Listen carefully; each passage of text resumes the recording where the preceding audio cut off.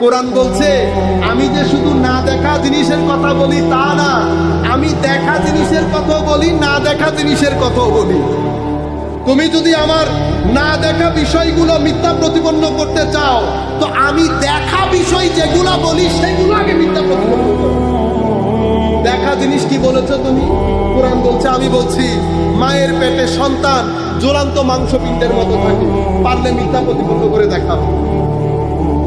আমি বলছি পৃথিবীর সৃষ্টি এভাবে হয়েছে, আমি বলছি পৃথিবীর সমাপ্তি এভাবে হবে, আমি বলছি পৃথিবীর ধ্বংস এভাবে হবে, তুমি আমাকে মিথ্যা প্রতিপন্ন করে দেখাও। এগুলা তো তোমার চোখের সামনে হচ্ছে।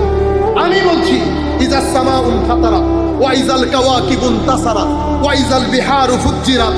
আমি বলছি ইজা যুলজিলাতিল আরদু জিলজালাহা ওয়া আখরাজাতিল আরদু আসকালাহা ওয়া ক্বালাল ইনসানু মা লাহা ইয়াওমাইযিন তুহাদ্দিসু আখবারাহা। এই কথাগুলো আমি বলছি পৃথিবী ধ্বংস কিভাবে হবে। তুমি পারলে আমাকে বলো আমি যে মিথ্যা বলছি সেটা। তাহলে আমি তোমাকে দুই ধরনের নিউজ দিচ্ছি।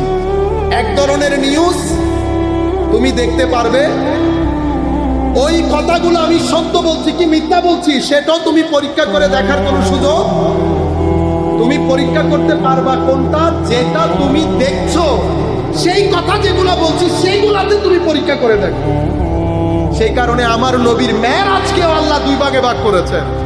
এক মেরাজ দেখা যায় আর এক মেরাজ দেখা যায় না।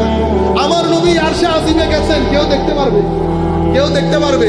মক্কার কুরাইশদের এটা নিয়ে কোনো প্রশ্ন ছিল? আমার নবী বলেছেন মেরাজে আমি আল-বাদ গিয়েছি, কিন্তু মেরাজের আগে আমি বাইতুল মুকাদ্দাস গিয়েছি। এই কুরাইশরা বলছে এ না, here is the movement. Wait, তাহলে দাঁড়ান, আপনি যে রাস্তা দিয়ে গেছেন বলেন তো দেখি সেই রাস্তায় স্পিড ব্রেকার কয়টা ছিল? আল্লাহ কা বহুত কমে যায়, আমি স্পিড ব্রেকার গুনতে গেছি। বলেন দেখি সেখানে জানালা কয়টা ছিল?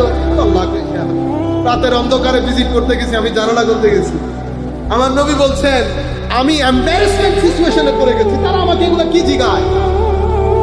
কারণ সফরের মধ্যে একটা মসজিদে হারাম থেকে একটা আকসা পর্যন্ত এই সফর, এখানে পরীক্ষা নিরীক্ষা করে আপনি দেখতে পারবেন। পরবর্তী স্টেজ পরীক্ষা করে দেখা সম্ভব, কারণ আরশ আমি দেখি নাই, বুররাক আমি দেখি। আমার আল্লাহ কি করেছেন, মানুষ যেহেতু যুক্তিবাদী, তো যুক্তিবাদী প্রাণীকে যুক্তি দিয়ে বধ করার জন্য এই সফরকেও আল্লাহ ম্যাটেরিয়াল করেছেন এবং স্পিরিচুয়াল করেছেন। আপনারা বুঝতে পেরেছেন? আমার নবী বলেছেন আমি দাঁড়ালাম, তারা আমাকে প্রশ্ন করছে, আল্লাহ রাব্বুল আলামিন পুরো মসজিদে আকসা আমার চোখের সামনে তুলে ধরেছে।